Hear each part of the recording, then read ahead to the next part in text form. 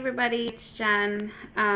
Sorry my lighting's horrible. It's pretty late and I just wanted to get a video in and update everybody. Today, sorry, I should have turned down my volume. Today I am cd16 and still no positive ovulation test. The last 2 days, it has been darker. It gets darker progressively every day. Today was probably the darkest that I've had yet, but still no positive. And I am using the new Babi brand ovulation tests, and they seem to be doing their job. So I don't want to really give a bad review on them as far as how they work. Sorry. Because I think that they're doing the job. I think it's just the soy, and I think that I put way too much optimism, I guess you could say, on the soy. So my dosage I felt was good. I took, again, 80 milligrams for the first 2 days, 120 for the next 2 days, and then 200 the last day to give it a push. And you know, maybe I need to up my dosage a little bit. Maybe I'm not going to ovulate, although I've had lower pressure, and I've also had cramps the last 2 days, light cramps, nothing. I had some major cramps actually 2 days ago, but then it stopped. So, sorry, the video's all over the place. So I'm really, I guess at this point, as you can tell, I'm really confused and I'm really frustrated. Like I said, I guess I put a lot of faith in the soy, being that I react to Clomid so good. And I know, you know, with Clomid, I've ovulated as late as like 20, I think cd21. So, you know, I'm not out of the woods, you know. I guess I had expected to ovulate much sooner, and possibly a perfect cycle, being that I started getting dark tests pretty right after I took the pill. So I don't know if the soy is interacting with the ovulation tests. God, I look like crap. I'm sorry. But, you know, I don't know what to really say. I just wanted to give this update. I do have to say, probably as you can sense as well, is that I've been completely emotional. And this has been on and off since taking soy, so I don't know if it's a side effect. But also, my head's kind of been all over the place. Our anniversary for our due date is coming up in September, and I can't really stop thinking about our child and where it would have been, you know, what it would have been like, and how different our lives would be right now.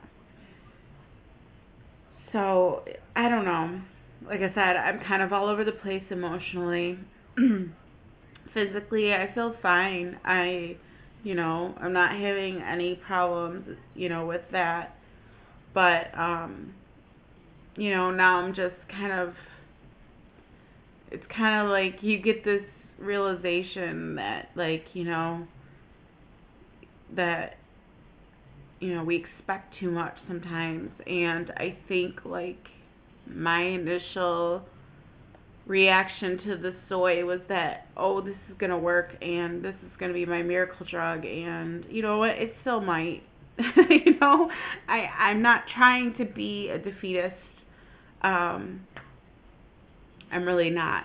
I'm not a negative person, but obviously when it comes to stuff like this, I tend to find the negative in just about everything, and it's really hard.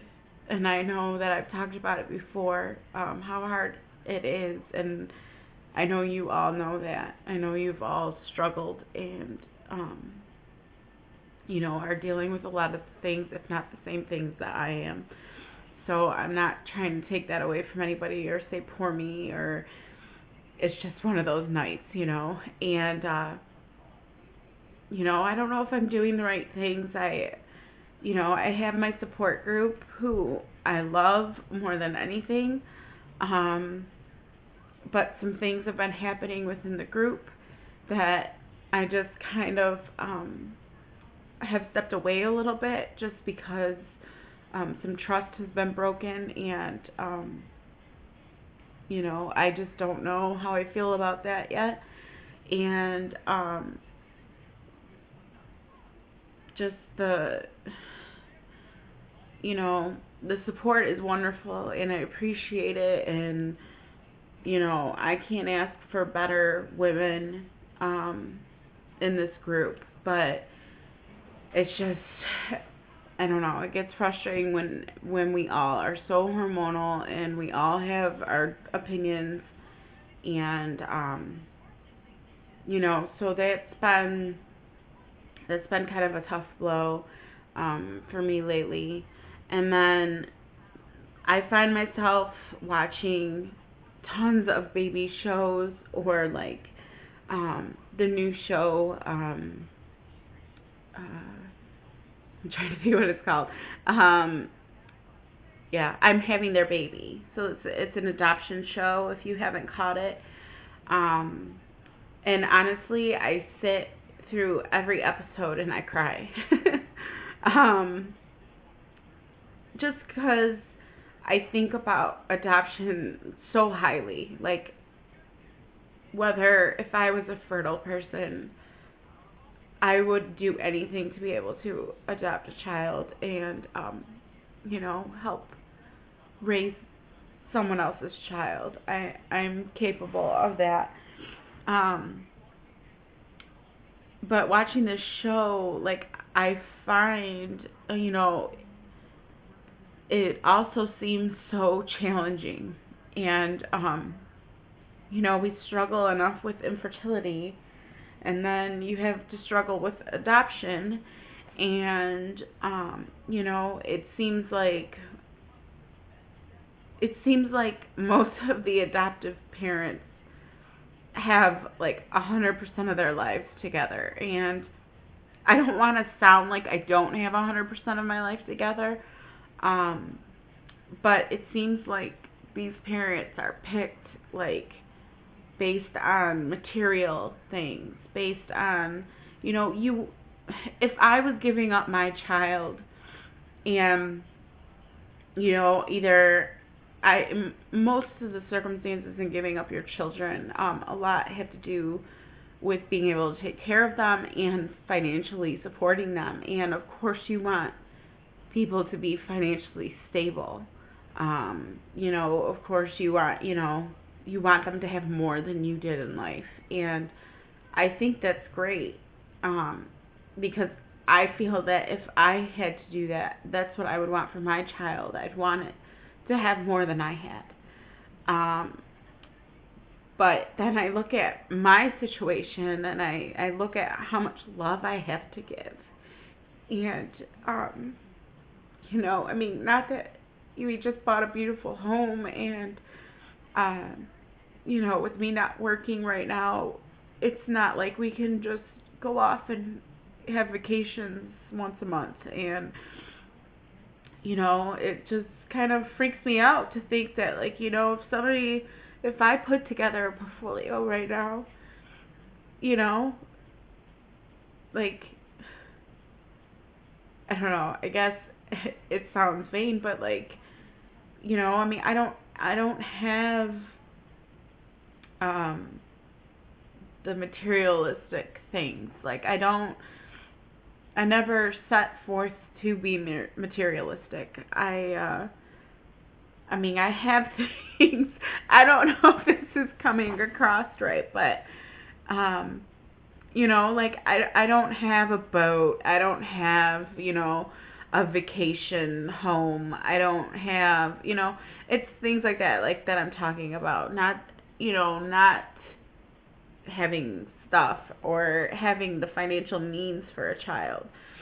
Um, but like it just makes you think, and it is just toying with my emotions, I guess. And um, you know, I feel like lately I'm like in constant worry that this is never gonna happen. And you know, my husband and I'm sorry, I'm crying.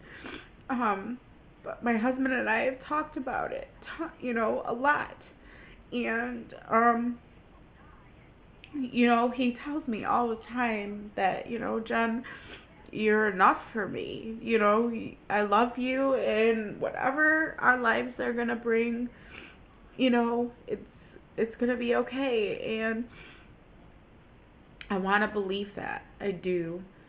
Um, but I don't think I could feel the same way. And it's not that he don't bring me joy, and you know, I love him more than anything, but it's just the fact that like we're supposed to be able to do this, you know, like as women, you know, and we're supposed to make our husbands fathers, and we're like I just don't understand how I guess I mean like I just don't even understand how infertility is even out there, you know, like, and I try to read books, and I try to like get a grasp of it, and it just so hard. It's so frustrating and disappointing. Like it's all negative. It's not. There's nothing good about infertility. You can't speak good of infertility. Like because there's nothing. It's a horrible, horrible disease. I don't know. And I'm a mess. And I'm sorry. I just kind of needed to get it out and, you know, put it out there, I guess. So, I'm going to try and end there so I don't have to keep rambling and crying and being a mess. So, um, like, I'm going to update now, probably unless something comes up, but I'm going to update hopefully when I get a positive, and we will go from there, I guess. Alright, I'm sorry. And I know you guys are all there, and I know you all feel the same way. So, thank you.